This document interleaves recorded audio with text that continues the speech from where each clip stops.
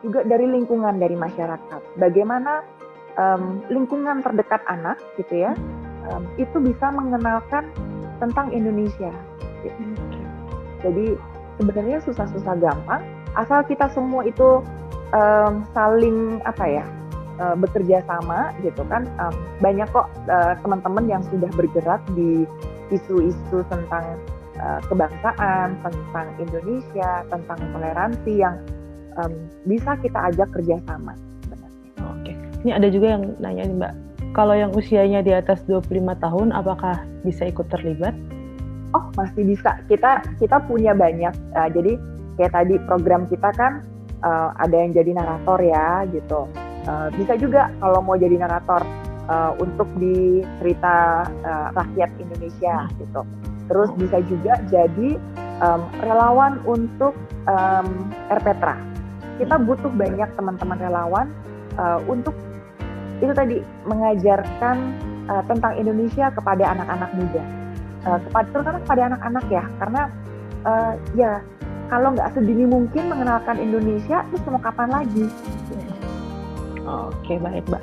Nih kita sapa dulu nih Kak Febrian. Halo Kak. Halo, gimana Kak? Apa kabar? Baik. Kak Febrian, baik? Ya, baik. Puji Tuhan kabarnya baik juga. Mudah-mudahan semuanya tetap sehat-sehat ya.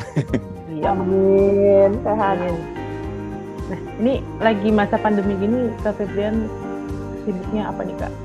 Karena kayaknya saat ini agak susah ya. Oh, bukan susah lagi, emang nggak bisa kemana-mana ya. Terakhir tuh aku pulang dari Sumba waktu itu kan kebetulan aku ngebawain acaranya Indonesia Kaya, namanya Jurnal Indonesia Kaya. Terakhir itu kita ngeliput Festival Pasola di Sumba Barat. Itu aku pulang dari Sumba 17 Maret. Setelah itu udah PSBB kan, self quarantine sampai sekarang belum kemana-mana lagi sih. Jadi udah cukup lama. Sekitar 3 bulan ya? Iya, hampir 4 bulanan. Terus abis gitu, jadi selama ini ya di rumah aja mencoba mencari kesibukan lain kayak ya perspektif positifnya bisa diambil sekarang bisa jadi olahraga lebih sering, terus habis gitu juga bisa ada hobi lain. Dari dulu suka tanaman cuman susah ngerawatnya, sekarang banyak waktu jadi bisa ngerawat tanaman yang tadinya cuman tanaman di air aja karena kan selalu ditinggal-tinggal ya. Sekarang bisa yang medianya menggunakan media lain lah gitu. Oke, baik. Jadi lebih ini ya, lebih produktif ya di rumah. Iya, jadi lebih produktif. Tapi enak loh, habis traveling terakhir bulan Maret, aku terakhir ke Sumba, tapi ke Sumba Timur, itu Desember. Oke, habis itu nggak kemana-mana? Habis itu kemana-mana, sama sekali, udah langsung stay di Jakarta, sampai detik ini. Ya nggak apa-apa, biar nanti kalau kita, ceritanya tuh ini mungkin kita lagi dikasih space, supaya kita kangen buat jalan-jalan, nanti habis gitu jadi kita bisa, mengapresiasi si kekangenan itu ketika kita pergi ke sana, jadi lebih bisa mengapresiasi tempat-tempat yang kita datengin. Langsung dimaksimalkan ya. Iya. Betul. Oke, berarti sebelum Amerika ini terakhir mungkin harapannya ke depan nih untuk JB juga kalau boleh, dan ada rencana program apa ke depan? Aku sih berharap JB, ya ini rencana kita bertiga ya, waktu itu aku, Vicky dan Mira, JB bisa ada di 34 provinsi gitu, supaya visi dan misinya JB untuk membangun anak-anak Indonesia yang pertama adalah anak-anak Indonesia yang benar-benar mencintai Indonesia gitu, dengan segala kekurangan, kelebihan dan keunikannya gitu ya, dan keberagamannya. Terus kemudian lebih punya rasa toleran terhadap perbedaan. Karena kalau misalkan kita tuh kaya banget ya, jadi kita sayang kalau kita kemudian memandang Indonesia hanya satu kotak aja gitu. Indonesia tuh sangat beragam gitu. Jadi punya toleransi yang sangat tinggi dengan berbagai keragaman. Jadi kita berharap kita bisa punya jaringan yang semakin luas. Kita bisa mengenalkan Indonesia. Jadi yang misalkan teman-teman Jakarta nggak bisa ikut jalan-jalan di Ambon, tapi mereka tetap bisa ikutan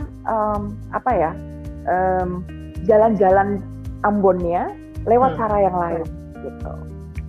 Jadi itu harapanku untuk JB, dan semoga ada teman-teman yang tertarik untuk ikut JB, silahkan DM aja, boleh ke Instagramnya Gajah Bhinneka. Oke, terima kasih Mbak. Di sini kita akan masih tetap ngobrol sama Kak Febrian. Oke. Nah, ini aku mau sapa juga nih teman-teman yang udah gabung. Halo semua, selamat siang. Ini kayaknya ada dari JB Padang dan Ambon juga ya Mbak, yang ikut ya? Oke. Halo, semoga semuanya sehat-sehat aja. Ada nih yang dari Ambon nih. Tiara juga JB Ambon kan kamu? JB Ambon akhirnya nyangkut di JB Jakarta. Marta. Oke. Siap. Oke, thank you Mbak Erika untuk informasinya. Terus juga untuk teman-teman yang mau gabung, jangan lupa dicek IG-nya @jelajahbhinneka. Yang tertarik untuk jadi narator dongeng, boleh silakan di DM. Terus untuk RPetra ya Mbak tadi. Kita di RPetra juga. Ada banyak kok kegiatan ke depan yang mau kita lakukan. Oke, thank you Mbak untuk infonya. Sama Tiara. Nah, hari ini kita akan ngobrol tentang, sebenarnya ini profesi yang mungkin lagi banyak digandrungin sama anak-anak sekarang kali ya. Itu travel blogger dan vlogger. Mungkin selain kayak kita jalan-jalan, terus kita cuman foto, nulis, dan ngepost ke akun media sosial, tapi dari situ kita juga bisa menghasilkan uang ya. Jadi mungkin kayaknya banyak orang-orang yang beralih profesi. Nah, hari ini kita kedatangan tamu spesial banget nih, salah satu influencer yang bukan cukup sih, sebenarnya udah terkenal banget nih, namanya Kak Febrian. Nah, aku infoin sedikit nih ya soal Kak Febrian ya. Setauku dulu kayaknya Kak Febrian malah mulai karirnya bukan sebagai travel blogger nih, sebagai penyanyi. Nah, tapi kayaknya sekitar tahun 2014 kalau aku nggak salah ya, itu Kak Febrian milih fokus untuk jalan-jalan dan untuk menjadi influencer dan travel blogger. Awalnya Malera, baru vlogger kan. Aku ngikutin Kak Febrian itu kayaknya udah dari tahun 2015 kayaknya. Nah, boleh kita ajak gabung aja sekarang Kak Febrian untuk nanya-nanya. Mungkin udah banyak yang penasaran juga nih dengan Kak Febrian. Hai Kak. Hai Tiara. Halo. Selamat siang juga semuanya teman-teman yang udah join. Terima kasih. Mudah-mudahan siang ini kita bisa ngobrol-ngobrol santai, tapi juga bermanfaat ya buat semuanya dimanapun yang mungkin sekarang belum bisa kemana-mana. Aku perkenalan diri aja dulu ya. Mungkin ada banyak sahabat-sahabat JB ya namanya panggilannya. Ya, sahabat JB. Oh, kawan JB ya. Kawan JB yang kita belum kenal sebelumnya. Nama saya Febrian, pekerjaan saya seorang travel blogger dan juga hosting sebuah acara di YouTube namanya Jurnal Indonesia Kaya, and we focus on Indonesian culture and traditions. Jadi biasanya sekarang udah sekitar 60-an episode dari tahun 2015-an. Biasanya 1 bulan 1 kali itu ada video baru. Jadi kita fokusnya ke budaya dan tradisi yang ada di Indonesia. Lalu kita kemas sedemikian rupa ke YouTube gitu. Oke. Nah, kan Kak Febrian awalnya tadinya malah jadi penyanyi itu Kak. Ya kan? Iya. Profesi awalnya. Terus bisa jadi traveler itu sebenarnya apa sih motivasinya, atau apakah ada sosok traveler yang bikin Kak Febrian akhirnya terjun ke dunia traveler itu? Oke, jadi sebenarnya tuh dulu awalnya ya siapa sih yang nggak suka jalan-jalan ya, cuman triggernya itu mungkin dari kecil setiap kali kenaikan kelas selalu diiming-imingi untuk jalan-jalan. Jadi ayo kamu kalau misalkan nilainya bagus nanti diajak ke Pangandaran, karena dulu aku lahir dan besar di satu kota di Jawa Barat namanya Kuningan, dekat Cirebon, dan paling dekat itu pantai ya ke Pangandaran gitu. Sementara kita tinggalnya kan di kaki Gunung Ciremai. Jadi kalau masalah pegunungan dan dataran tinggi udah biasa kan. Jadi itu yang supaya anak-anak pada rajin belajar dan dapat nilai bagus, akhirnya diiming-iminginya itu dengan jalan-jalan ke Pangandaran gitu. Terus akhirnya dari situ 1 tahun sekali sampai 2 kali selalu diajak ke pantai. Sampai akhirnya gede aku kuliah di London School of Public Relations Jakarta, jurusan komunikasi massa. Sementara aku kuliah waktu itu sempat ada acara di Trans 7 namanya Jejak Petualang kan. Pas aku kuliah itu di pulang kampung lagi mudik, terus orang tua di rumah bilang, pengen deh kamu nanti kayak gitu tuh, kayak waktu itu ada yang namanya Mbak Medina Kamil ya. Oh iya. Terus dia bilang, itu tuh kayak Medina Kamil gitu tuh yang hilang di Papua. Loh, maksudnya pengen hilang di Papua gitu kan, dulu sempat hilang dia di Papua kan kapalnya. Kalau misalnya teman-teman sempat ingat. Terus akhirnya, oh enggak, maksudnya mami papi pengen kamu jadi pembawa acara jalan-jalan gitu. Cuman ya udah cuman jadi ya selewat aja gitu. Sampai akhirnya aku jadi penyanyi, sempat punya album di tahun 2010, cuman ternyata nggak laku tuh gitu. Jadi terus akhirnya ya mencoba peruntungan di bidang lain gitu, dan ternyata emang passion aku cuman bukan di musik aja, tapi juga di dunia traveling gitu. Dan setelah ditelusuri sebenarnya dulu itu yang bikin pengen jadi penyanyi karena mikirnya bisa nyanyi ke daerah-daerah sekalian jalan-jalan gitu di Indonesia gitu. Ternyata emang setelah dilihat core value-nya bukan di musiknya gitu, tapi di jalan-jalannya. Terus setelah itu mencoba untuk bikin blog sendiri. Terus karena emang ada interest di bidang fotografi dan videografi juga, aku sempat belajar sendiri gimana caranya ngeblog, terus otodidak belajar foto, belajar bikin video.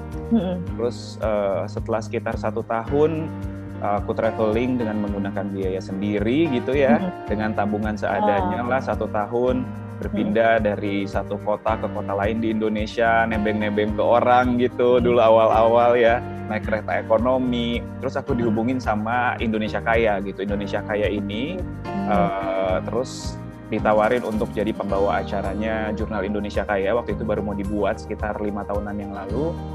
Akhirnya setelah itu jadi hostnya Jurnal Indonesia Kaya sampai sekarang.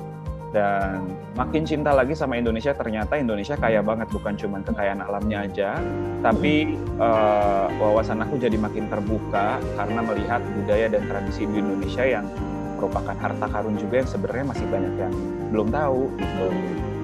Gitu sih ceritanya. Berarti itu salah satu alasan yang kalau yang aku baca nih kan Kak Febrian dulu kalau traveling tuh kayak mindsetnya harus ke luar negeri nih. Iya. Berarti itu yang memang merubah banget untuk travelingnya lebih milih ke Indonesia berarti Kak ya? Iya, jadi pertama kali banget itu sebenarnya sekitar 5 tahunan lalu pas aku mulai belajar ngeblog itu, tempat pertama yang aku datengin itu adalah Gunung Bromo. Jadi aku ke Bromo, pas ke Bromo bersama dengan teman-teman gitu, pas ke sana ngelihat, wah gila nih tempat bagus banget gitu, ternyata di Indonesia ada tempat yang secantik ini gitu. Sementara sebelum-sebelumnya kalau aku pergi ke luar negeri, ke Thailand atau ke Singapura gitu misalnya, udah mah tempatnya humid, panas, terus abis gitu juga mahal kalau menurut aku gitu ya. Nah ini benar-benar kayak aku akhirnya mendalami sebuah quotes, you don't have to go far gitu. Jadi setelah aku ke Bromo, aku ngelihat, aku jatuh cinta dengan kondisi alam Indonesia yang sebegitu cantiknya. Akhirnya aku penasaran, ini aja yang nggak terlalu jauh dari Surabaya bisa secantik ini, apalagi yang ada di daerah-daerah timur, daerah Aceh misalnya. Jadi aku penasaran, akhirnya aku mulai menabung. Jadi terakhir sebelum aku full time jadi travel blogger itu, aku mulai menabung. Setiap weekend pekerjaan aku itu adalah sebagai penyanyi wedding dulu. Setiap weekend aku nyanyi wedding, terus aku ngumpulin dari nyanyi wedding itu, aku tabung supaya bisa jalan-jalan sendiri di Indonesia. Jadi di weekdays aku jalan-jalan di Indonesia, menyusuri tempat-tempat di Indonesia. Terus habis itu weekend aku nyanyi wedding, terus berulang kayak gitu sekitar hampir 1 tahun sampai akhirnya aku memutuskan untuk jadi full time travel blogger aja. Gitu. Oke, akhirnya berarti dipilih menjadi sebagai profesi juga nih Kak? Iya betul. Udah profesi. Nah kan tadi Kak Febrian bilang sudah ke Bromo dan tempat yang paling menarik tuh di mana sih Kak? Daerah di Indonesia ya? Mm-mm. Sebenarnya sih di Indonesia ini tergantung kita mau cari apa. Menurut aku ya di Indonesia semuanya tuh udah tersedia gitu. Kayaknya aku percaya bahwa Tuhan bikin Indonesia lagi tersenyum karena beneran bagus banget ya. Semua tempatnya tuh memang cuman kendalanya adalah di infrastruktur sampai sekarang. Cuman aku selalu percaya kalau emang orang-orang yang niat gitu pasti dia juga akan datang ke sana anyway gitu dibandingkan kalau orang-orang yang cuma datang sana cuma mau foto-foto buat Instagram supaya hits aja gitu. Karena balik lagi kalau misalnya aku pribadi gitu ya, aku datang ke tempat-tempat di Indonesia itu bukan untuk setiap orang memang punya interest yang berbeda-beda ya. Kalau aku pribadi tuh aku lebih suka untuk menikmatinya karena seberapa banyak kamera atau lensa yang bagus, tetap aja lensa terbaik itu adalah mata kita sendiri ya. Jadi kayak kita ngelihat ke sana, datang terus nikmatin. Kalau dibilang presentasinya mungkin ketika aku traveling itu 20%-nya bikin konten, bikin foto, bikin video, 80%-nya lebih menikmati. Karena aku percaya kemungkinan aja itu pertama dan terakhir kali kita bisa ke sana. Jadi ya kenapa kita nggak menikmatinya aja. Makanya kalau ditanya, aku lebih suka pergi ke tempat-tempat yang nggak ada sinyal, kayak ke Misol, atau enggak kayak aku pergi ke naik gunung gitu. Naik gunung kan juga susah sinyal ya gitu. Jadi lebih baik aku pergi ke tempat-tempat yang kayak gitu, yang susah sinyal.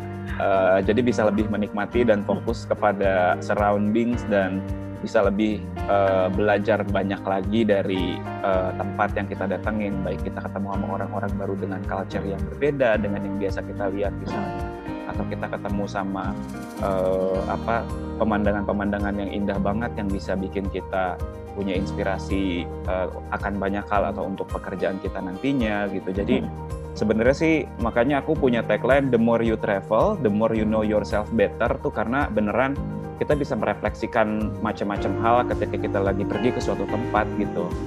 Banyak misalnya masalah-masalah yang datang secara tiba-tiba dan akhirnya mau nggak mau kita harus bisa menyelesaikannya tanpa kita ada preparation apapun.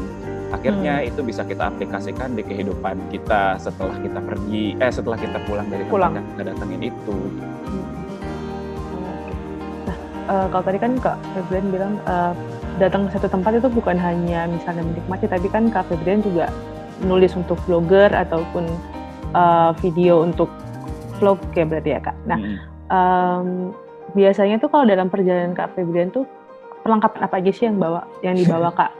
Kalau boleh kita tahu nih.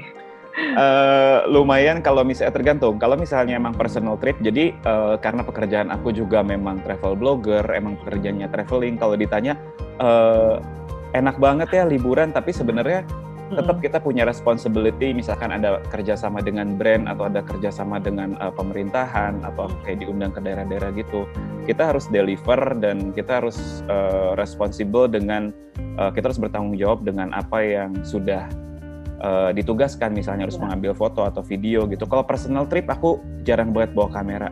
Biasanya cuman pakai handphone aja gitu. Jadi supaya nggak terlalu kan tadi balik lagi aku cuma lebih nikmatin aja. Makanya kalau misalnya nggak kerja, aku jalan-jalannya kadang-kadang nggak aku capture gitu secara serius gitu dan niat, tapi lebih pakai handphone aja.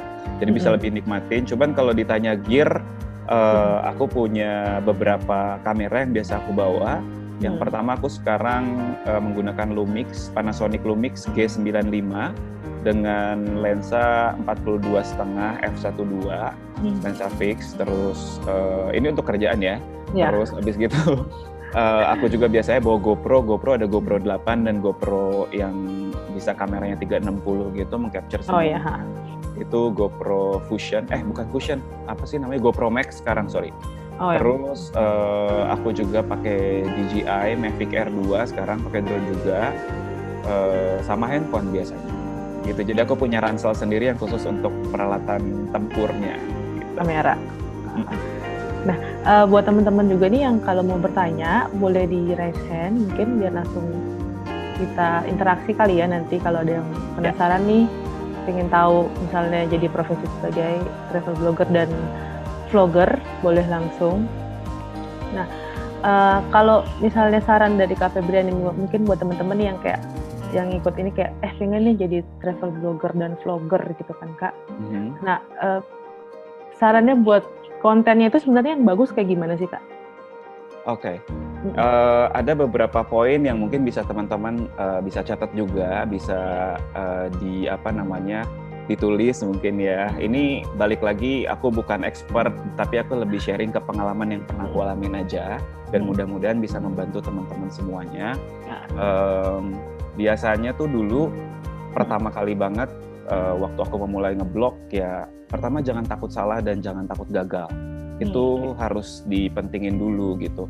Ya diberaniin aja dulu dan kita jangan fokus ke ketakutannya. Karena kalau misalkan kita fokus ke ketakutannya, itu yang bisa aja terjadi gitu. Karena kita memang di pikiran kita itu terus gitu. Oh takut gagal atau enggak kayak aku takut nanti takut nanti nggak ada yang baca blog aku atau segala macam gitu. Karena tujuan utamanya ketika kita mau menjadi travel blogger gitu, dulu aku nggak pernah tahu bahwa menjadi travel blogger itu bakal bisa dibayar atau mungkin jalan-jalan dibayarin gitu. Tujuan utama aku adalah ingin sharing gitu. Dan tujuan utama aku juga waktu itu pertama kali banget tuh pertama aku mulai jalan-jalan, terus ternyata seiring berjalannya dengan waktu kita sebagai manusia juga kan suka dikasih yang namanya insting atau feeling gitu ya. Nah ketika aku mulai jalan-jalan, awal-awal banget aku tanya sama orang tua aku kan, papi mami mau oleh-oleh apa gitu dari tempat yang saya datengin gitu. Terus mereka cuma bilang, oh nggak usah lah, papi mami kan nggak punya kesempatan kayak kamu dan punya waktu juga tenaga kayak kamu, masih muda bisa pergi ke tempat-tempat itu. Ya udah kamu jadi mata aja bagi kami dan orang-orang yang belum bisa ke sana gitu. Nah dari situ pun aku ngerasa oh mungkin ini adalah salah satu petunjuk juga gitu ya. Oh iya ya gitu. Ini kata-kata yang kayaknya jarang dipakai tapi kok ngena banget gitu. Kamu jadi mata buat banyak orang gitu dan juga jadi buat kami gitu. Akhirnya dari situ aku lebih fokus untuk sharing experience, mau itu experience-nya baik atau experience-nya buruk. Kalau experience buruk mungkin bisa jadi pelajaran bukan buat aku doang tapi buat orang-orang yang mau pergi ke tempat tersebut juga gitu. Tapi experience baik perlu aku share juga tentunya. Ya sebisa mungkin aku selalu men-share sesuatu yang jujur gitu. Karena honesty is one of the values yang aku suka share gitu. Karena menurut aku ketika kita udah jujur tentang apapun, kedepannya akan jadi jauh lebih mudah gitu. Terus yang kedua, never pretend to be someone else on social media gitu. Ketika kita orangnya memang pendiam, ya nggak apa-apa. Coba kamu bisa share, tonjolkan apa yang bisa kamu share ketika kamu traveling misalnya. Dari foto-foto atau dari video gitu, dari apa segala macam gitu. Jadi yang kedua, never pretend to be someone else in social media. Terus yang ketiga, yang terpenting lagi juga adalah konsistensi. Konsistensi. Terus kalau misalnya kita secara konsisten terus-menerus melakukan hal tersebut, lama-kelamaan setelah lebih dari 5 tahun kita akan bisa dianggap menjadi seorang expert di bidang tersebut gitu. Contohnya kalau misalkan kita setiap hari masak, awalnya coba bisa masak air, lama-lama setiap hari masak terus kan kita pasti elevate the cook ya gitu, kayak elevate the food gitu. Akhirnya lama-kelamaan skill kita bertambah karena kita konsisten melakukan hal yang sama secara terus-menerus dan pada akhirnya kita juga bisa menjadi expert di bidang tersebut. Dan yang terakhir mungkin bisa aku share adalah ketika kita mau melakukan sesuatu pada hal ini, kita mau menjadi travel blogger gitu, kita harus tahu bahwa kita tuh bermanfaat bukan cuma untuk diri sendiri aja, tapi kita juga bermanfaat buat orang banyak gitu. Dan kalau misalnya kita memang pengen share kebahagiaan kita ke banyak orang gitu, kita harus pikirkan bahwa contoh yang paling mudah adalah ketika teman kita sakit nih. Kalau misalnya kita mau nyembuhin orang yang sakit tapi kita juga sakit, ya nggak bisa gitu. Ketika kita mau share informasi kebahagiaan kepada orang lain, ya utamakan dulu kebahagiaan diri kita sendiri, baru nanti kita bisa share kebahagiaan itu ke banyak orang. Wow, ini banyak kata-kata yang bisa kita ambil banget nih Kak. Nah ini kayaknya ada yang bertanya nih. Boleh kalau yang mau bertanya raise hand dan nanti bisa kita minta, kita akan bikin on mic dan on video kalau yang boleh. Nih ada Abraham. Abraham masih ada? Nih, oke. Boleh langsung bertanya ke Kak Febrian kalau bersedia. Apakah ada? Nih Kak, saya mau tanya sama Kak Febrian, gimana caranya mendapatkan sponsor di dalam pekerjaan Kakak? Oke. Oh ini udah ada Abraham. Oh, ya. Halo. Halo Kak. Halo Abraham. Lagi di pantai. Lagi di pantai, Jadi- enak banget. Kan soalnya temanya tentang jalan-jalan. Oh iya, oke. Baik, Kak. silakan. Ya, Kayak gini, selama kakak jalan-jalan kan biasanya kan pastinya ada sponsor tuh. mhm. Kakak cara mendapatkan sponsornya itu seperti gimana? Itu yang pertama. Yang kedua, maaf Kak banyak. Nggak apa-apa. Yang kedua itu kakak kan pekerjaannya kan mungkin yang saya lihat-lihat di Instagram itu seperti kayak jalan-jalan gitu kan, kalau nggak salah. Nah, dulu itu kakak gimana sih awalnya bisa masuk ke pekerjaan seperti itu gitu? Soalnya saya juga pengen, tapi kayak nggak ada gitu loh. Oke. Seperti itu Kak. Oke, Abraham. Thank you Kak. Sama-sama. Thank you. Silakan Kak Febrian.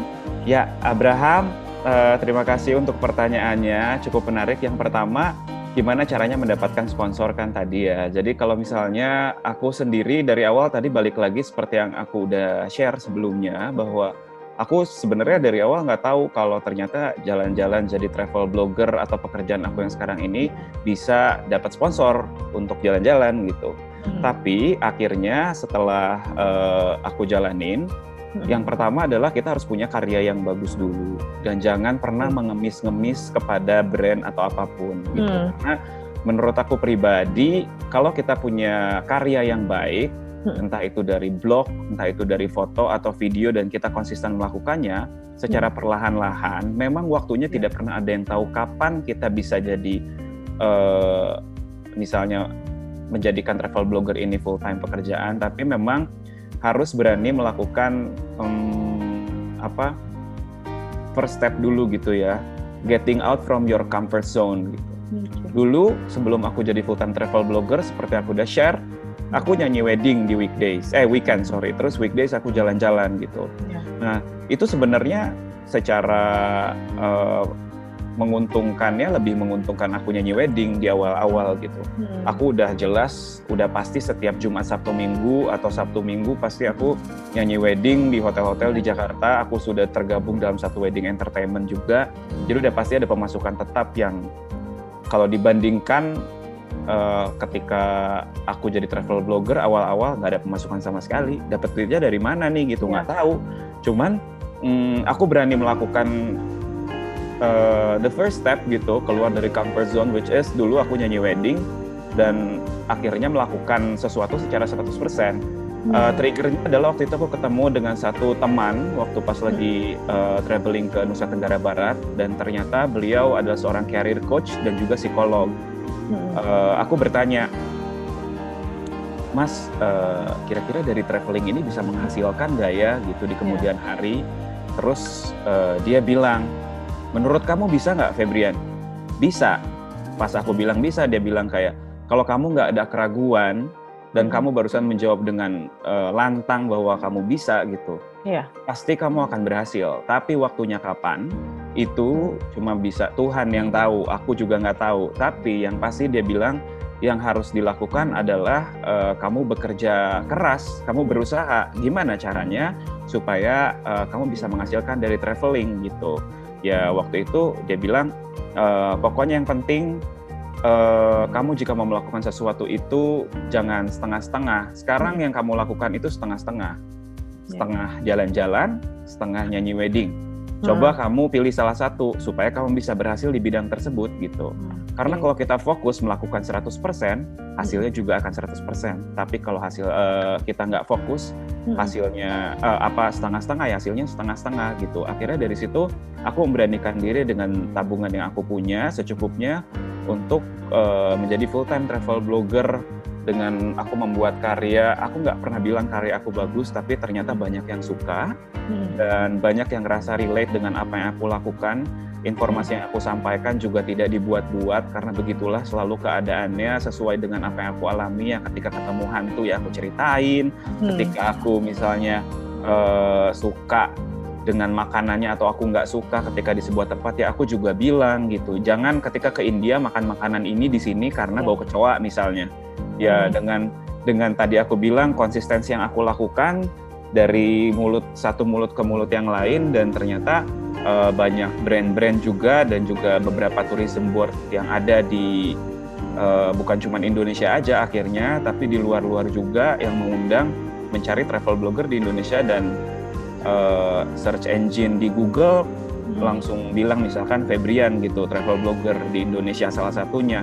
Makanya saya bilang butuh konsistensi dan fokusnya jangan salah dulu dari awal, karena saya dulu nggak pernah tahu bahwa jadi travel blogger itu bisa dibayarin jalan-jalannya. Tujuan utamanya fokusnya adalah untuk sharing aja dan bisa bermanfaat juga buat banyak orang gitu. Kalau kita sudah tahu fokusnya apa, kita fokus mengerjakannya 100%, tanpa memikirkan yang lain-lainnya yang sebagai bonus gitu. Jadi aku anggap sekarang kayak bisa disponsorin ketika jalan-jalan atau ada kerjasama dengan brand atau tourism board mana, itu mungkin adalah salah satu bonus aja, tapi fokusnya balik lagi untuk sharing di awal. Jadi dan melakukannya 100% dan secara konsisten. Suatu hari pasti akan bisa berhasil. Waktunya kapan? Aku juga nggak tahu. Yang penting kita berusaha dulu aja dengan optimal dan maksimal. Baik, mudah-mudahan terjawabkan ya tadi untuk Abraham. Nah ini selanjutnya ada yang resen juga nih, M. Kamil Al-Hakimi. Ini kalau nggak salah kawan JB dari Padang nih, Kak. Oke. Boleh silakan bertanya langsung untuk Kak Rian. Halo, Kamil.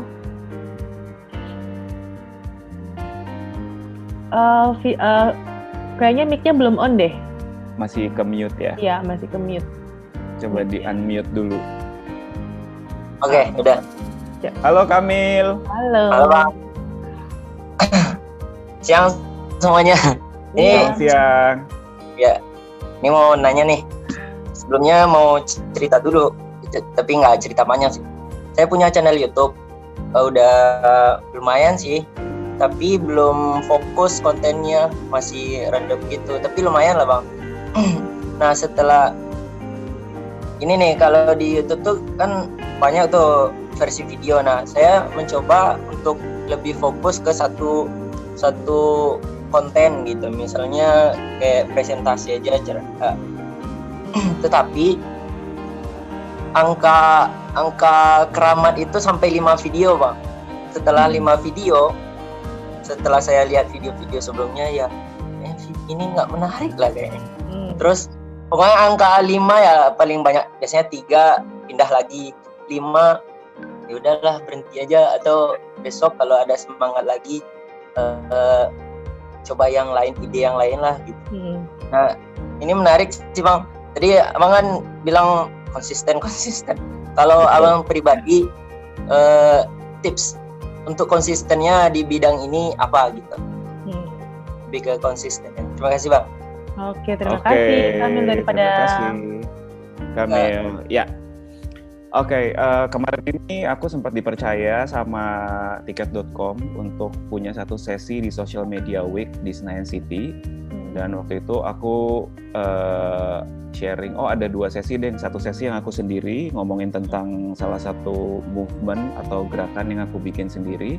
Yang kedua itu aku sharing dengan salah satu vlogger juga yang lumayan terkenal ya, namanya Kevin Hendrawan. Dan waktu itu ditanya juga gimana sih caranya supaya video YouTube-nya itu bisa banyak ditonton orang gitu. Ya dia bilang yang paling penting adalah memang konsistensi gitu, Kamel dan juga teman-teman semua mungkin yang baru mulai. Jangan bosan-bosan karena si Kevin aja mulai banyak yang nonton videonya setelah dia upload lebih dari 100 video. Yang tadinya views-nya nggak ada sama sekali, di bawah 10, kadang cuma 5. Setelah 100 video secara konsisten terus-menerus, mungkin juga orang YouTube-nya kali ini anak apa sih nge-share mulu udah 100 video, udah deh gua upload, gua promosiin kali, mungkin seperti itu ya.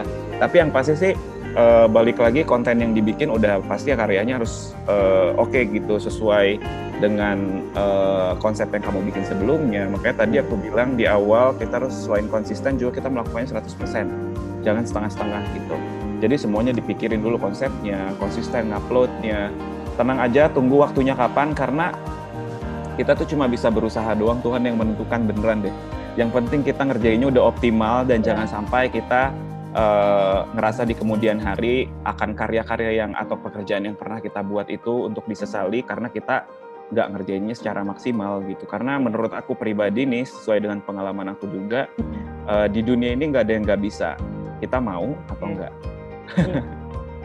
Kemauan sih, dan jangan Betul. Jangan kayak jenuh dan bosan gitu mungkin ya. Kayak Betul. kalau YouTube kan kayak seminggu ngeliat ya masih segini. Kayak udah nggak bisa bertahan, kayak ya udahlah aku kayak nggak mau lanjut lagi. Jadi memang harus konsisten sih. Iya. Ya, aku juga mau info ke teman-teman nih yang join, nanti di akhir acara kita bakal selfie foto bareng virtual dengan kalian, jadi harus nonton sampai selesai ya. Nah, ada lagi nih yang nanya, ada Estu Sawamukti, ada nggak? Estu, boleh bertanya langsung. Nah, kalau traveling ke daerah baru, biasanya sama siapa Kak? Ada kendala komunikasi kah dengan bahasa daerah misalnya? Apakah selalu ada penduduk lokal yang jadi guide? Nah, ini udah gabung ya. Oke. Halo, Estu, apakah ini? Contohnya kayak ke Ambon waktu itu yang kita kan sempat ketemu di Ambon tuh Kak, tuh gimana tuh dengan bahasanya? Terus ada tafsirnya, kesalah dengan masyarakat lokal tuh gimana? Oke, ini Estu kayaknya mungkin dia ada kendala di ininya ya. Oke, aku jawab aja. Biasanya sih kalau misalkan kalau aku pergi ke daerah-daerah baru, pertama aku pasti bakalan research dulu ya, di tempat itu ada apa aja, kita bisa kemana aja. Terus yang kedua, biasanya kalau emang tempatnya ada beberapa tempat di Indonesia yang memang agak sulit untuk komunikasi dengan penduduk setempatnya gitu. Contohnya adalah kalau Ambon mungkin masih bisa ya. Di Papua juga ada, masih bisa juga gitu. Cuman kemarin kayak aku sempat live in di Mentawai. Nah, mereka itu sulit untuk berbahasa Indonesia, jadi cari local guide yang memang bisa mengantar ke sana. Terus akhirnya berangkat ke sana dengan local guide-nya, dan juga kita tanya dulu apa yang boleh dilakukan atau tidak boleh dilakukan. Karena memang setiap tempat di Indonesia itu bahasanya aja berbeda-beda, apalagi budaya dan tradisinya gitu yang sebelumnya kita belum tahu gitu. Dan sebagai seorang yang suka berpindah-pindah tempat, sebagai travel blogger misalnya, atau kita traveler yang suka jalan-jalan, kita tuh harus bisa adaptasi gitu dengan tempat yang kita datangi. Jadi as a traveler we have to be adaptable. Dimana tempat yang kita datangi misalnya, di sini tidak boleh teriak-teriak kalau di hutan misalnya, atau nggak boleh kencing sembarangan. Terus juga ada ketika kita datang ditawari makanan atau minuman itu harus dicobain, dicicipi, nggak boleh nggak sama sekali gitu. Biasanya hal-hal kecil yang seperti itu yang kadang suka kita abaikan atau lupakan, tapi itu merupakan hal yang krusial sih buat aku kalau aku datang ke tempat baru gitu. Kita sebagai tamu, kita harus menghormati tuan rumahnya, jadi apapun adatnya atau kebiasaannya, ya kita harus ikuti gitu. Kita menghormati. Contohnya kalau kita ke Sumba ditawarin sirih pinang ya harus coba, mau enak nggak enak, mau sampai kita pusing-pusing mau gimana ya coba aja gitu. Jadi ya aku udah pernah coba sirih pinang juga di Sumba, di Papua gitu, karena kan waktu itu guide-nya bilang, Kak kalau diminta untuk coba sirih pinang itu adalah sebuah penghormatan untuk tamu, jadi harus mau dicoba gitu, jadi sedikit aja nggak apa-apa gitu, nanti diajarin caranya. Mereka malah seneng ya, karena kita yang sebagai turis yang datang ke tempat mereka merasa dihormati dan diapresiasi gitu. Ada orang yang ingin mencoba kebiasaan yang mereka lakukan setiap harinya gitu. Oke, apakah sudah menjawab pertanyaan dari Estu? Nah, yang masih mau bertanya boleh di raise hand-nya. Nah, boleh nggak nih Kak, sembari kita nunggu yang bertanya, apa ada, oh nih ada satu, Dita Amelia, boleh? Oke. Langsung aja. Nah, boleh nggak nanti ada beberapa foto mungkin yang di-share ke teman-teman nih Kak, sambil ceritain? Boleh. Boleh ya. Nah, boleh ini dong. Dita, apakah Dita sudah muncul? Oke. Halo. Halo Dita, selamat siang. Siang Dita. Siang. Iya. Silahkan mau bertanya ke Karian boleh. Ya siang Kak, salam kenal untuk Kak Febrian sama Kak Tiara yang sama-sama dari Ambon. Wah. Jadi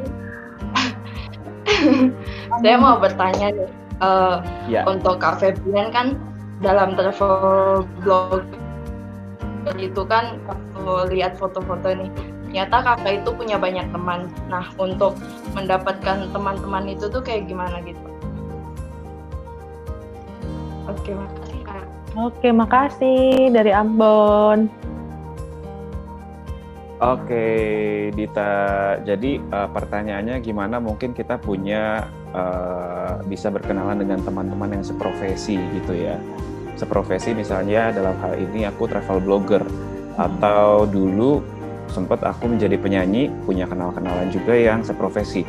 Yang pertama kita harus open sama siapa aja gitu. Kalau misalnya diundang event atau segala macam, kita ketemu dengan teman-teman yang seprofesi travel blogger contohnya gitu, dalam event-event Kementerian Pariwisata dan segala macamnya gitu. Ya kita harus mau untuk dengan tangan terbuka, kenalan, dan mungkin bisa sharing juga banyak hal dengan teman-teman yang seprofesi, akhirnya punya banyak teman. Terus yang pertama-pertama banget sih ya, pas awal-awal aku mulai mencoba peruntungan menjadi travel blogger gitu, aku cek hashtag di Instagram, misalnya hashtagnya Bromo, terus ada orang-orang yang fotonya bagus, aku follow terus aku DM gitu, hai, boleh kenalan nggak? Aku juga suka foto, aku pengen tahu informasi tentang Bromo gitu. Bahkan zaman dulu belum ada DM, aku tulis di komentarnya gitu. Gitu akhirnya dari situ kita tahu lah, dari hashtag Instagram itu banyak teman-teman yang seprofesi, atau bisa ikut juga komunitas, misalkan komunitas JB gitu ya, kan juga bisa tahu tuh banyak teman-teman yang sama-sama suka jalan-jalan, akhirnya bisa sharing-sharing, dan di kemudian hari mungkin kita bisa sharing cost untuk travel ke sebuah tempat gitu. Jadi perbanyak jejaring sebenarnya sih dari sosial media, apalagi sekarang banyak sosial media yang bisa kita jangkau kan. Iya.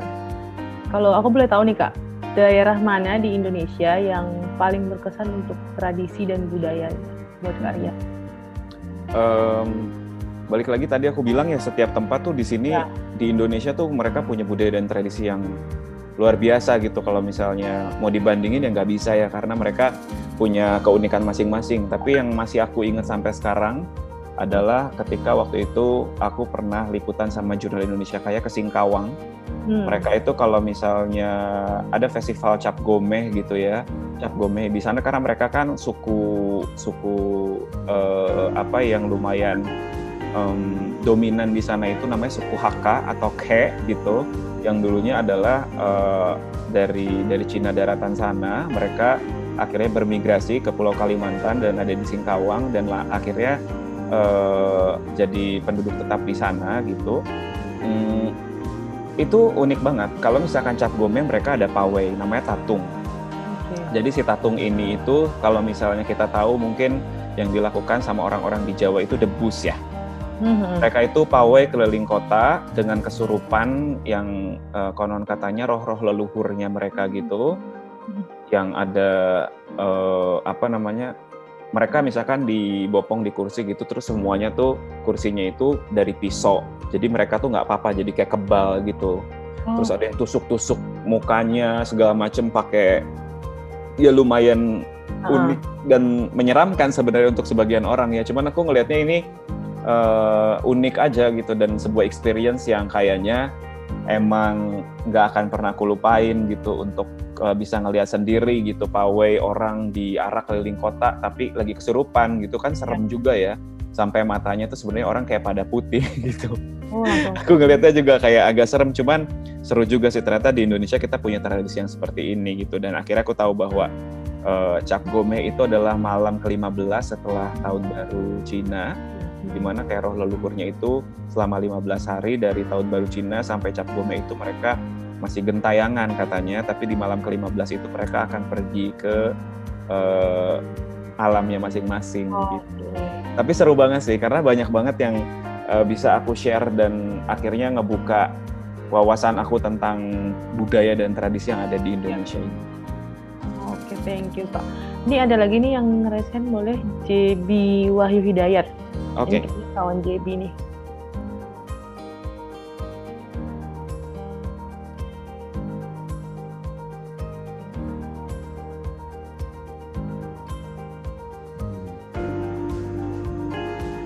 Apakah bisa? Wahyu Hidayat. Oke. Halo Wahyu. Halo Kak. Halo Wahyu, selamat siang. Siang Kak, menjelang sore Kak. Iya. Sekarang di Ambon Kak. Oh gitu. Okay. Ya Kak, gini Ambon, sih Kak. ya. Aku mau Ya. tanya sih Kak. Nah, tadi kan Kak Febrian menyinggung mengenai feel Kak. Iya. Feel. Nah, aku mau tanya Kak, gimana sih Kak kita caranya membangun feel dalam sebuah karya? Apa kita nunggu feel dulu baru buat karya, atau kita buat karya dulu atau baru dapat feel-nya Kak? Gitu Kak. Oke. Ya. Ya, thank you. Terima kasih Wahyu. Makasih Kak. Ya, sebagai kita bisa dibilang bahwa seorang travel blogger atau mungkin siapapun yang membuat sebuah karya itu kan kayaknya emang nggak bisa dipaksakan gitu kalau kita mau membuat sebuah karya. Cuman memang ada di mana waktu-waktu yang memaksa atau mengharuskan kita membuat sebuah karya pada saat itu juga gitu. Kalau misalnya kita mau nunggu sampai kita ada feel-nya, sampai kita ada mood-nya untuk bikin karya tersebut gitu, ya gimana mau dapat kerjaan. Dan jadi kalau misalkan aku pribadi sih mungkin gini, jangan kehilangan personal touch dalam apa yang kita buat, tapi kita harus tahu bahwa kita harus mau belajar dan perbanyak referensi, sehingga ketika kita dihadapkan dengan sebuah keadaan yang mau nggak mau kita harus bikin sebuah karya tanpa lagi nggak ada feel, kita udah punya skillnya dan kita udah punya referensinya untuk melakukan yang terbaik gitu pada saat itu. Jadi nggak harus nunggu feel dulu, tapi perbanyaklah referensi dan asah terus skillnya sampai kamu ada di titik tidak perlu lagi menunggu feel untuk bikin sebuah karya, tapi kamu bikin karya yang udah pasti ada feel-nya ketika kamu buat. Wah, betul. Apakah sudah puas dengan jawabannya? Nah, ini Kak, sebenarnya ada beberapa pertanyaan yang sama nih. Oke. Mereka tuh minta saran atau tips and tricks sih sebenarnya Kak. Mungkin buat teman-teman yang di daerah nih, mungkin yang mau traveling juga atau mungkin mau membagi, kayak tadi tema kita kan keindahan lewat lensamu nih Kak. Nah, mungkin kan saat ini sebenarnya smartphone itu kameranya udah bisa dibilang bagus banget lah dibandingkan kamera-kamera mirrorless dan lainnya gitu. Jadi pakai handphone aja nih udah cukup untuk kualitas. Nah, dari Kak Febrian boleh nggak ngasih tips dan triknya nih, kayak kalau mau foto yang bagus untuk kita posting di media sosial nih sebenarnya kayak gini, boleh Kak? Oke. Nanti boleh di-share kali ya hasil fotonya Kak Febrian. Boleh di-share. Jadi poin-poinnya adalah yang bisa aku share di sini. Pertama, Untuk teman-teman semua, saya yakin dan percaya semuanya pasti punya smartphone gitu. Apapun smartphone-nya, udah pasti ada kameranya ya. Ya kan sekarang gitu. Sekarang siapa sih yang masih pakai handphone yang cuman bisa SMS dan telepon doang kalau bukan orang tua kita gitu ya. Sekarang aja ibu-ibu, bapak-bapak aja sekarang mereka udah pakai smartphone ya gitu.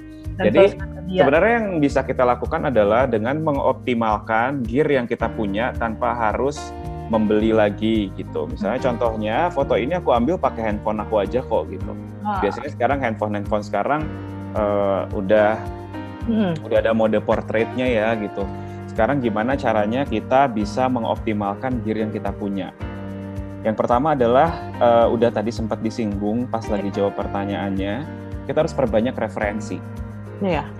Perbanyak referensi supaya kita sudah mulai terbiasa dengan referensi-referensi yang kita lihat di Instagram atau di Pinterest ataupun juga dari YouTube gitu, dari blog orang-orang gitu. Gimana sih caranya kita mengambil foto yang menarik gitu?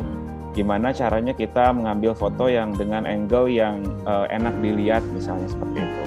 Aku akan sharing sedikit yang aku pernah pelajari, tapi mudah-mudahan aku tidak mau menggurui, aku cuma sharing aja. Kalau misalnya emang ada yang lebih ngerti pasti lebih banyak, cuman ini based on my experience. Di dalam dunia fotografi itu biasanya sebuah foto itu harus bercerita. Gimana caranya kita bisa menyampaikan message atau cerita yang ingin kita sampaikan dari sebuah foto misalnya tanpa harus memberikan caption kalau di Instagram gitu ya. Jadi selain referensi, yang kedua fotonya itu harus bercerita dulu. Terus abis gitu apa yang ingin kita sampaikan message-nya gitu. Apakah tentang kenyamanan atau tentang kesederhanaan atau tentang kebahagiaan atau tentang kesedihan gitu. Dimana foto itu bisa bercerita ke orang yang melihat fotonya. Nggak harus menggunakan kamera yang bagus kok. Pakai handphone aja juga asal kita bisa mengoptimalkan. Tadi aku bilang banyakin referensi. Oke, terus yang bisa aku share basicnya lagi adalah objek sebuah foto gitu. Kayak misalnya contoh foto ini. Si mbah ini adanya di tengah ya. Di dalam fotografi itu kalau misalkan kita buka kamera, aku kasih lihat kamera handphone deh misalnya ya. Nih, ini kan ada garis-garis tuh 3 ya, ada 9 kotak. Ini ada yang namanya rule of third. Jadi di mana kalau misalkan kita foto itu, si rule of third tadi yang aku bilang, kotak-kotak ini yang ada di handphone juga mungkin bisa dinyalain ya. Ini adalah sebenarnya posisi di mana kita bisa menentukan objek fotonya gitu. Yang biasanya sesuai dengan akidah fotografi, objek yang baik itu diletakkan ada di tengah. Ada di samping kiri, bawah, samping kanan, bawah. Tapi tidak diadakan si objeknya itu misalnya ada di kiri, tengah, atau tadi kan ada 9 kotak ya. Jadi di kotak yang tengah atau enggak di kotak yang bawah-bawah. Boleh ke foto yang selanjutnya juga Tiara, boleh. Itu bisa jadi cerita juga. Nih, ini aku foto menggunakan kamera 360 GoPro Max gitu. Jadi dia langsung meng-capture keseluruhannya. Jadi dia kamera bentuknya tuh ada depan belakang gitu. Jadi dia meng-capture keseluruhannya. Dan ini kita bisa lihat objeknya aku sebenarnya adanya di tengah kan. Nah gitu. Jadi objek foto tuh dibiasakan untuk ada di tengah, tadi aku bilang, atau enggak ada di samping kiri bawah atau di samping kanan bawah gitu. Itu akan sesuai dengan akidah yang berlaku di dunia fotografi biasanya. Terus juga foto selanjutnya mungkin bisa lihat ya. Foto selanjutnya itu oke. Ini seperti yang tadi aku bilang, foto itu harus bercerita gitu. Balik lagi. Next-nya ada foto lagi nggak?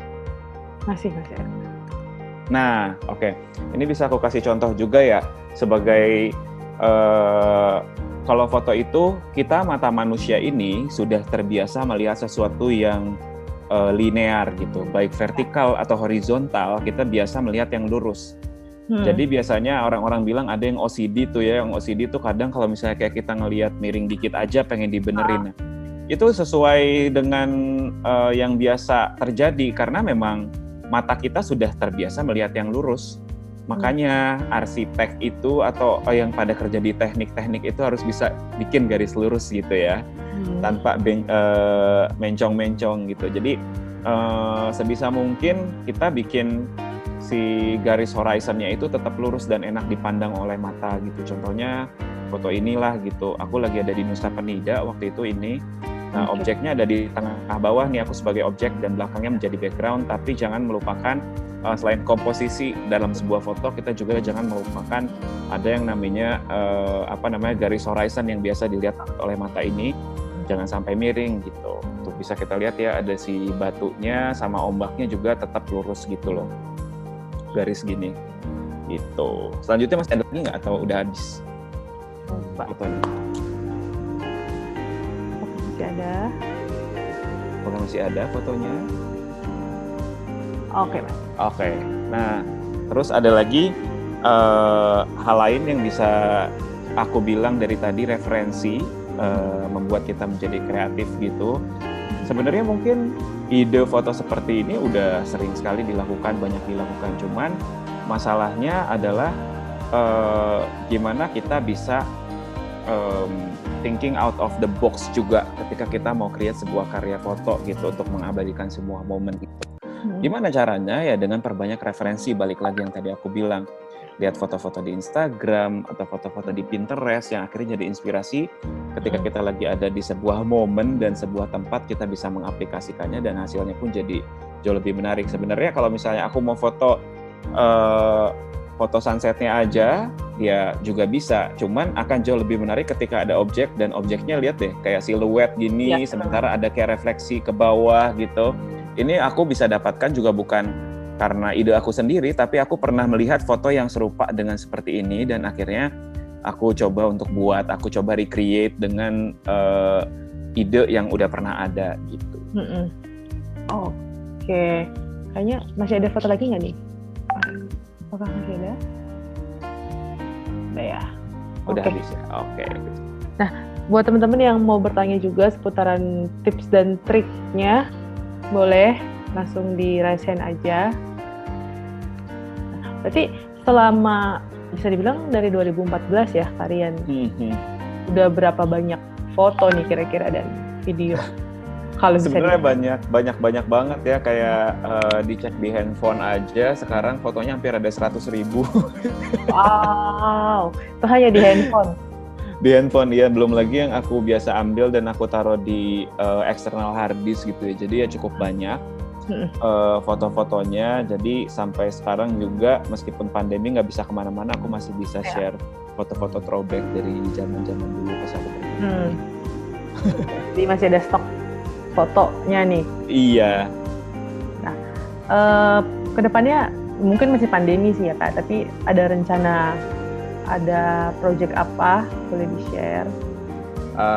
Sampai detik ini sih aku masih beberapa project memang harus ke pending ya, kayak aku punya satu campaign atau satu movement yang sebenarnya bisa dilakukan oleh siapapun dan aku masih tetap encourage teman-teman juga yang suka jalan-jalan untuk melakukannya.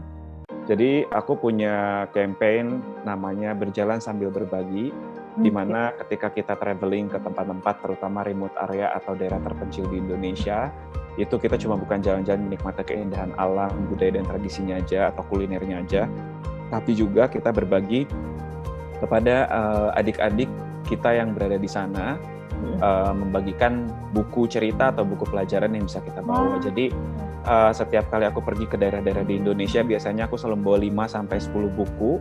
Terus ketika aku ketemu anak-anak atau adik-adik yang kita temui di jalan, aku kasih ke mereka bukunya untuk ya teman-teman bilang kan buku itu jendela dunia gitu. Mudah-mudahan bisa membantu supaya wawasan anak-anak di daerah itu jadi lebih banyak lagi, lebih luas lagi, dan juga mereka punya cita-cita dan mimpi yang lebih tinggi dan lebih besar lagi.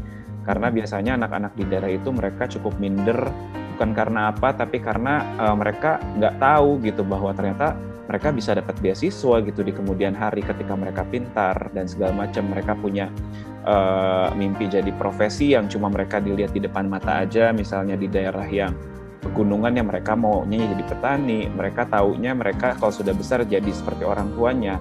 Padahal banyak juga yang bisa kita lakukan gitu untuk adik-adik kita yang ada di daerah-daerah supaya mereka bisa punya wawasan yang lebih luas dan juga punya cita-cita yang lebih tinggi lagi. Oke. Gitu. Nah, mudah-mudahan juga bisa menjadi inspirasi nih untuk teman-teman di daerah misalnya juga, atau teman-teman yang mau jadi traveler juga mungkin bisa terinspirasi. Iya. Nah, ini ada titipan pertanyaan nih Kak. Nah, banyak traveler yang biasanya hobi mengoleksi souvenir atau sesuatu dari daerah yang mereka datangi. Misalnya ngoleksi tempelan kulkas, gantungan kunci. Nah, kalau kalian nih biasanya ngoleksi apa? Apalagi kalau dari Indonesia ya, dari daerah di Indonesia. Aku udah lumayan cukup lama jarang membeli souvenir, kecuali souvenir yang ditawarkan itu bisa membantu perekonomian daerah tersebut. Okay. Jadi kalau misalnya aku datang ke Sumba misalnya gitu ya, aku ditawarin untuk beli souvenir, aku akan lebih datang ke kampung tenunnya untuk membeli tenunnya sendiri di sana. Jadi bisa membantu UKM-UKM yang ada di sana. Itu bisa dijadikan souvenir juga. Tapi aku pribadi aku tidak mengumpulkan souvenirnya, tapi aku lebih sekarang kalau ditanya oleh-olehnya apa, habis dari mana, oleh-olehnya cerita di blog atau cerita di Instagram, lo cek aja sendiri sana.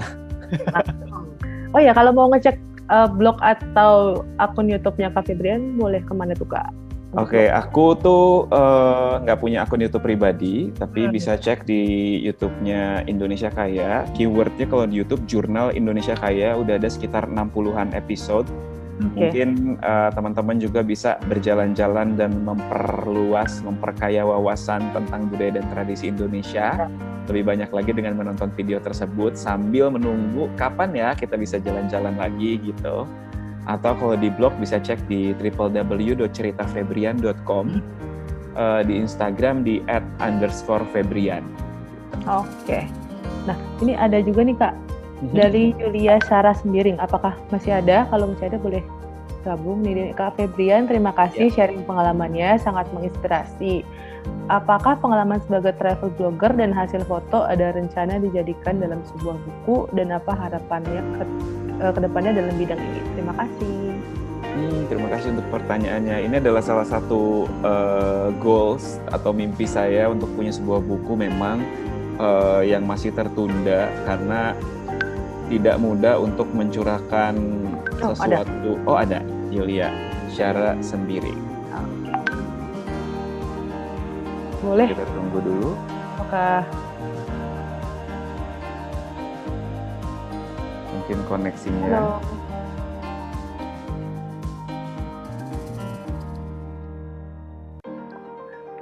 Halo. Atau boleh sembari dijawab aja kali ya Kak? Oke. Ya, jadi memang aku pengen bikin buku sih, cuman sampai detik ini masih belum terlaksana karena satu dan lain hal. Juga kemarin untuk konsepnya sendiri sih udah ada gitu. Bukan menceritakan tentang tempat-tempatnya aja, karena itu pasti udah banyak ya gitu. Tapi aku pengen lebih share ke experience apa dan kayak message apa yang aku dapatkan ketika aku pergi sebuah tempat, misalnya kota-kota yang aku datengin gitu, dapat pengalaman dan message apa yang aku dapatkan, dan akhirnya aku bisa share. Jadi bukan cuman melulu tentang tempatnya, tapi lebih ke message apa yang bisa kita aplikasikan dan bagikan ke teman-teman. Oke.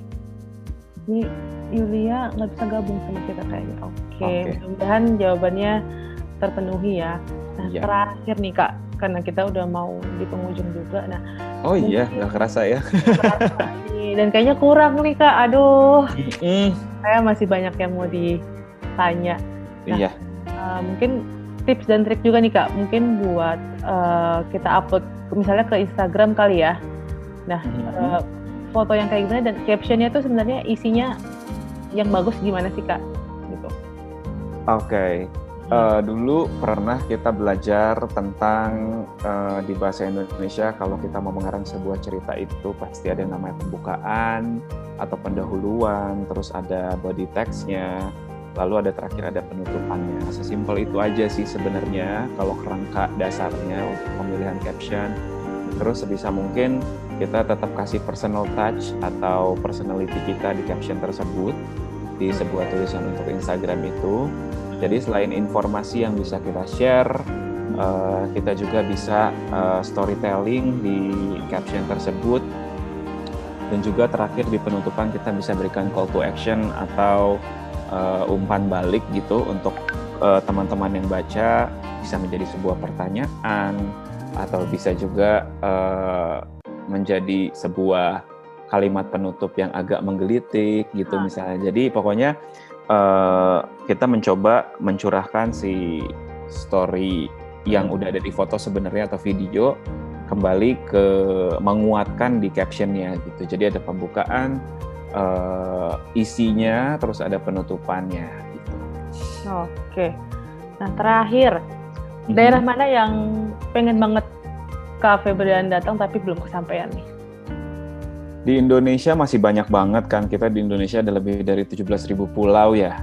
Jadi masih banyak banget yang aku pengen datengin. Sebelumnya sih aku pengen banget ke Mentawai udah lama, cuman tahun lalu puji Tuhan udah sempat ke Mentawai. Jadi untuk next-nya aku pengen banget untuk datang ke suku anak dalam di Kalimantan, karena nggak kurang tahu ya, tapi aku kayaknya I have a thing with Indonesian tribes gitu. Jadi aku suka banget pergi ke pedalaman-pedalaman dan ketemu dengan, oh ternyata di Indonesia ada ya yang punya tradisi dan budaya yang seperti ini, yang kayaknya masih banyak yang belum tahu gitu. Karena itu sebuah pengalaman tersendiri yang kayaknya experience-nya bakalan sangat menarik ya. Kemarin aku ke Mentawai gitu, aku suka ke Baduy juga kayak gitu-gitu. Ya. Wah, mudah-mudahan setelah pandemi bisa terlaksanakan. Amin. Nah, sebelum kita foto bareng nih, aku pengen minta satu pesan dari Kak Rian untuk teman-teman, untuk anak-anak muda, mungkin untuk lebih mencintai Indonesia, atau kalian punya pesan-pesannya nih buat teman-teman? Ya, pesan-pesannya kalau misalkan teman-teman atau ya semua yang ada di sini bisa menyampaikan suara ini juga, bahwa kita harus menjaga kebersihan tempat-tempat di Indonesia yang kita datangi, supaya itu masih bisa dinikmati sampai anak cucu kita nanti. Dan juga kalau misalnya emang mau jalan-jalan, coba explore di negeri kita dulu sendiri, karena di sini banyak tempat-tempat yang sebenarnya jauh lebih indah, jauh lebih menarik dibandingkan yang ada di luar negeri sana. Bukan berarti kita nggak boleh keluar negeri, tapi sih ya kenapa kita nggak explore negara kita sendiri dulu gitu. Oke, terima kasih nih. Untuk Kak Erika boleh join juga, apakah ada pesan juga? Mungkin kita foto virtual nih ya, karena nggak bisa foto langsung, jadi kita foto virtual dulu. Aja, sudah cukup. Oke. Aku pengen satu tanya, ini kan dari semua gear yang ada gitu kan? Iya. Kak Febrian, kira-kira gear apa yang paling favorit yang bisa dipakai untuk selain handphone ya, selain smartphone ya, gear apa yang bisa dipakai untuk semua occasions gitu kan, jalan-jalan tapi nggak ribet? GoPro. Oh, GoPro, oke. Aku sangat merekomendasikan untuk pakai GoPro ya, Kak Erika dan juga teman-teman di sini. Kenapa? Karena dia kecil kan, terus juga di charge-nya juga mudah banget gitu. Terus abis itu dia juga sekarang udah langsung bisa connect ke handphone langsung, GoPro app. Jadi kemarin aja aku coba waktu aku ke Bromo, aku bisa meng-capture Milky Way pakai GoPro. Wow. Ada settingannya yang sekarang GoPro yang terbaru gitu. Jadi emang bisa slow shutter juga, terus juga meng-capture momen dengan mudah dan kecil, compact, dan dibawa kemana-mana gampang banget gitu. Jadi aku sih rekomendasikan GoPro. GoPro, oke. Nah, terus aplikasi, kan kadang-kadang banyak teman-teman yang pengen hasil yang nggak cuman sekedar bagus gitu kan, tapi punya efek-efek ya untuk mempercantik tampilan foto ataupun videonya. Kalau dari Kak Febrian ada ini nggak kira-kira apa aja sih apps yang essential apps yang harus dimiliki misalnya, atau yang standarnya lah. Ya, kalau untuk video dulu deh, untuk video biasanya misalnya untuk Instagram Story atau kita mau kasih masukin lagu di videonya yang kita buat gitu, ada 3 aplikasi yang biasanya aku gunakan. Namanya itu, Tuhan Yesus, maaf. Terus yang pertama itu, kelihatan nggak ya? Ini namanya Splice, SPLIC, SPLICE. Terus ada Quick, QUIK, dan ada InShot. Ini maaf ya mirror ya, kalau dari kamera. Cuman ini video editor di handphone yang paling mudah untuk digunakan. Kalian pasti bisa belajar sendiri karena sangat user friendly. Terus juga kalau misalnya pakai GoPro tadi ya, Kak Erika bisa langsung di GoPro app-nya sih sebenarnya udah ada editornya langsung. Jadi kayak bisa langsung edit di situ juga, masukin lagu dan segala macamnya. Terus kalau misalkan untuk foto, aku biasanya pakai VSCO atau Lightroom for Mobile untuk ngedit warna, adjust warnanya mau lebih seperti apa. Cuman setiap orang punya selera yang berbeda-beda gitu. Kalau aku pribadi, aku lebih suka dengan tone color yang lebih hangat atau warm. Jadi biasanya dikategorikan ada 2, ada yang warm, ada yang cool gitu. Kalau aku pribadi, aku lebih suka warna-warna yang hangat gitu, karena warna favorit aku aja adalah warna senja, yaitu orange, seperti baju aku. Jadi ini mungkin itu ya tips ya buat yang pada mau ngasih kado ulang tahun buat Kak Febrian, kasihlah warna-warna senja. Kasihlah warna senja, betul. Warna orange, iya bagus. Terima kasih banget Kak Febrian sudah mau sharing dengan teman-teman JB, dan ini bermanfaat banget, nggak cuman buat teman-teman JB yang ada di sini, yang sudah bergabung di JB, yang di luar JB pun aku rasa ini sangat bermanfaat banget. Karena apa? Inspiratif. Ayo kita coba jalan-jalan lah ke Indonesia. Indonesia tuh banyak tempat yang bisa dikunjungin kok, dan tidak kalah cantiknya dengan di luar negeri. Sama aku pun juga dulu gitu, perjalanan awal tuh dulu ke luar negeri gitu. Jadi yang kayak kalau Indonesia tuh selalu yang kayak Indonesia tuh nanti aja, kan deket gitu.